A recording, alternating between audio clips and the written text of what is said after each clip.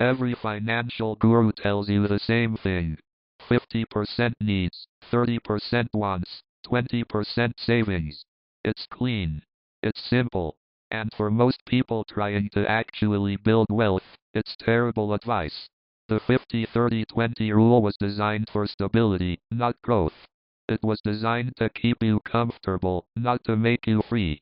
Here's what people who actually escape the paycheck cycle do instead. Section 1. Why 50-30-20 fails. The 50-30-20 rule assumes your income is fixed and your goal is balance. But wealth isn't built through balance, it's built through aggressive, intentional imbalance. 20% savings on a $60,000 salary is $12,000 a year. At 8% returns, that takes you 30 years to reach $1 million. 30 years. You'll be in your mid-50s or 60s before you hit a number that, adjusted for inflation, won't feel like $1 million anymore. The 50-30-20 rule is a maintenance formula. It maintains your current class position. It doesn't change it. And the 30% wants category is the real problem.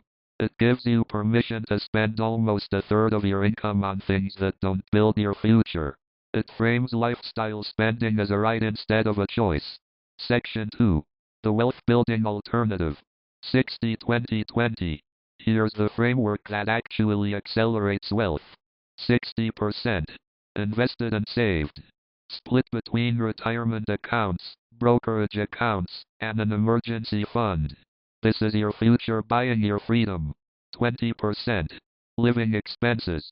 Rent or mortgage, food, transportation, utilities, insurance.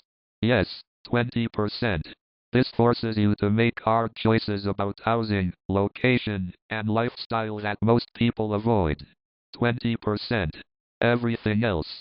Fun, clothes, dining, travel, but only after the 60 is handled. This sounds extreme. It is. But it's also temporary.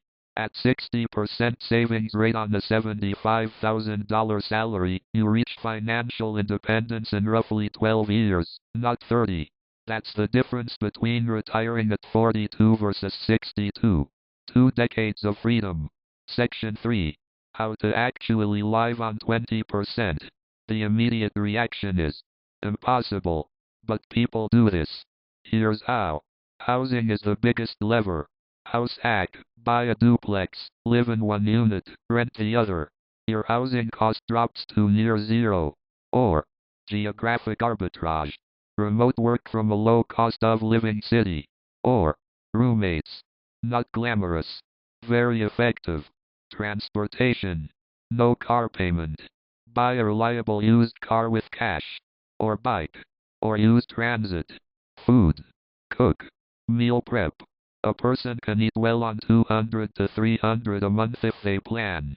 The theme is, you're not depriving yourself permanently.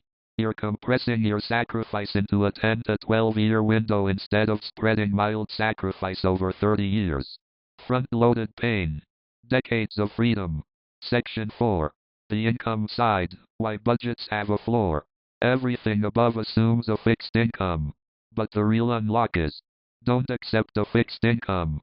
The 50-30-20 rule doesn't mention income growth because it was designed for employees who accept annual 3% raises. The people who escape the cycle think about income differently. They ask, what skill can I develop in the next 6 months that adds $10,000 or more to my annual income? High income skills in 2026. AI automation consulting, sales, copywriting, software development, video production, financial analysis. Notice, most of these don't require degrees. They require focused skill development and proof of work. Your budget is a ceiling. Your income is a lever. Push the lever. The 50-30-20 rule isn't wrong, it's just not designed for people who want to be free. If you want comfort, it works fine. If you want freedom, you need a different equation. 60% invested, 20% living, 20% fun. It's aggressive, it's temporary, and it works. If you want to think about money differently, subscribe. We challenge conventional financial advice every week because conventional advice produces conventional results.